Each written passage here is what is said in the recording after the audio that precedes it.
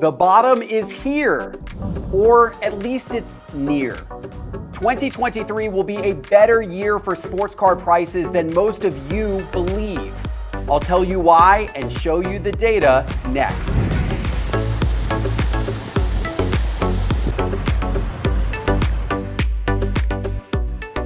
Welcome back to EDI Sports Cards. So the clip you just saw was actually from 3 months ago. Did you remember that? That's when SCI said, the bottom is here. Well, almost, maybe, because I'm a genius and I know everything. And you should listen to what I'm saying. And meanwhile, January prices are down, February prices are down, March prices are down, we're in April and prices are down. So do you want to know where the card market is going? Guess what? Not much of a guess. It's going down. Now, if you don't understand why, that's probably because you believe that sports cards are an investment and you don't understand money and you don't understand what an investment is. So here you go. If you want to understand more about sports cards, buying, selling, and collecting, yes, buying and selling is something you can do in the hobby. You buy cards, you can sell cards. Can you make money on cards? Absolutely. But is it an investment? Not really, because there's no long-term strategy to holding cards. So if you're new to this channel, if you're new to the Card Hoarder Nation, I want to welcome you. Welcome to Card Hoarder Nation. Now, if you don't know what a card hoarder is, let me give you the definition. If you buy and hold, you are a collector. And if you collect more than 10,000 cards, you're a hoarder, just like me. Now, if you don't know the full story of where I came from, so I was a dealer when I was a teenager. From the age of 13 to the age of 18, that's when I did my sports card dealing. And I amassed over 6 million cards. I had 2 warehouses full, or storage units full, of sports cards. I had stuff in my parents' basement. Again, I was a teenager. Where else was I going to keep it? So over the years, I had to actually start to pare down. I had to unload the hoard. Now I'm down to under 100,000 cards. Thankfully, I am so happy about that. And so that's the journey that I'm on now, is I'm on the curation of my PC. The curation of my PC. And if you want to know how to curate a collection for yourself, then go get this free guide that I created for you. Again, a free guide. You don't pay for it. Free guide right here, which actually explains what a curator is. How do you actually budget for your cards? How can you look at your cards and say, okay, I want to make a collection? Because I will tell you this, that your cards on their own may not be worth as much as you think they are. But when you collect as a collection, the groupings of cards may actually increase the value of your overall cards. That's the important thing to understand. It's the same thing like doing a starter set. If you sell commons on eBay, you can sell them for maybe 99 cents. But if you put together a starter set, maybe with a few key stars in the set, you can actually sell that set for more than the commons. So that's my point, is you can collect and make your collection worth more money if you put the right cards together and tell a story. Because some other collector might be like, ooh, this is interesting. So if you watch this channel, Chasing Cardboard, I don't know if you know this YouTuber, he makes a whole lot of great videos about actually chasing after collections. And that's what they do. They buy whole collections. They give really good value for the cards. Obviously, they have to pay less than what the cards are worth because they have to sell the cards. And that's what you guys need to understand, is that whatever you think the value of the card is, now you have to take off the top about 15% of what you think you might be able to get paid for those cards. Because if you sell it to anyone else, they want to sell it to someone as well, and they need margin. So if you really want to understand where the card market is right now, is wherever you think the prices are, you have to take 15% off. But because of the macroeconomics, so if you're not aware, again, some of you card hoarders are not aware of macroeconomics. So we have inflation, we have a recession going on right now. If you're not aware of that, we are in the middle of the session. Actually, we're towards the end. Lagging indicator is unemployment. So unemployment is going to start ticking up.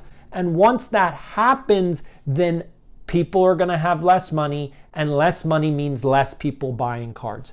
End of story. That's it. There's nothing else to understand. The only way card prices go up is if there's more demand. And there's going to be less demand, at least over the next 3 to 6 months. I can't predict what will happen after that, but anybody that was saying that 2023 was going to be a good year for sports cards does not know anything about the economy, about sports cards, about the hobby, about where the buyers are coming from. I remain confident in sports cards as a long-term alternative asset investment, and there's no reason not to. Sky is falling thinking is pervasive right now, which makes it hard to think that we could be near the bottom of the markets and that we could soon see a rise in sports card prices again. But I believe this is in fact the case. I think we're close to the bottom of the market if we're not already there. I think many key cards won't drop in value much more before they start to rise in value again. And to explain why I believe this, let me take you back to a much simpler day. This is now going to be the toughest time. Going into the summer of 2023 is going to be the toughest time for you to be able to actually maximize your value on cards. But guess what that means? This is the perfect time to start buying cards. Yes, so make a list of your chase cards. And this is what I want you to do. I want you to tell me your top 2 cards that you're chasing in the comments below. If you go to the community link, there's a poll up there asking one question. Are you buying or are you selling? Right now, most people are saying I'm selling, which is something you need to be aware of. But now is a perfect time to buy. Don't overpay, but now is the time to start sniping cards. Absolutely. If you see cards online and you're like, ooh, I like that, and there's a best offer possibility, send an offer to somebody on eBay. Say, hey, will you take X amount? If they're charging $100 on eBay, say, hey, would you take 75 for this card? You never know, they might sell it. Now, if you're on eBay and you're selling cards, you better be aware that your prices are probably already too high. You're not going to sell as many cards. If you want to start getting rid of cards, and that's what I'm in the market to do right now, is I want to get rid of cards. So I know I've got a whole bunch of commons from the 70s. I'm selling them for like 30 cents each. I have a starter set, and I was just telling you about starter set. So there's 200 cards, selling it for like $50. So that's my point, is you got to really, really lower the expectations as to how much money you can get. I have a whole bunch of 60 cards. I have a whole bunch of 55 cards that I want to sell. I don't know exactly how to put them together, package them. But again, if I sell them individually, they're probably going to go for a few bucks each. So if I have 10 or 20 of them, I'll take a deal on that. If you are interested in cards, go to my Instagram, DM me, tell me what you're selling, tell me what you're buying. We can start connecting with each other.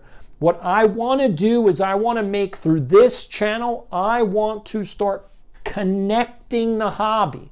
I'm not an influencer. I don't want to tell you what to do. I don't want to be famous. In fact, I got some comments on my last video. Guess what? You don't even know my name. That's how much I don't want to be famous. All I want to do is just share the love, share the Card Hoarder Nation with you. Let's go. Let's make this hobby what it needs to be, what it always has been. I've been in this for 40 years. I know, I don't look it, right? Well, I've been in this for 40 years, and I'll tell you, I've met so many amazing people over that time frame. And now's the time for the collectors to take back control. Let's take over from the influencers. Let's knock them out of the box. So if you have a suggestion that you want to see on these videos now, put it in the comments. Let me know. What do you want to do? Now, for some of you are wondering, why am I wearing a Seattle Kraken jersey? So if you're a sports card collector, then you know that the playoffs are starting. And if you want to understand why I'm wearing this jersey, you have to watch the next video, because I'm telling you, there's going to be a surprise in there, and it has to do with this jersey. So hit the subscribe button, hit the notification bell so you don't miss the next video, because you're going to find out why I'm wearing a Seattle Kraken jersey, okay?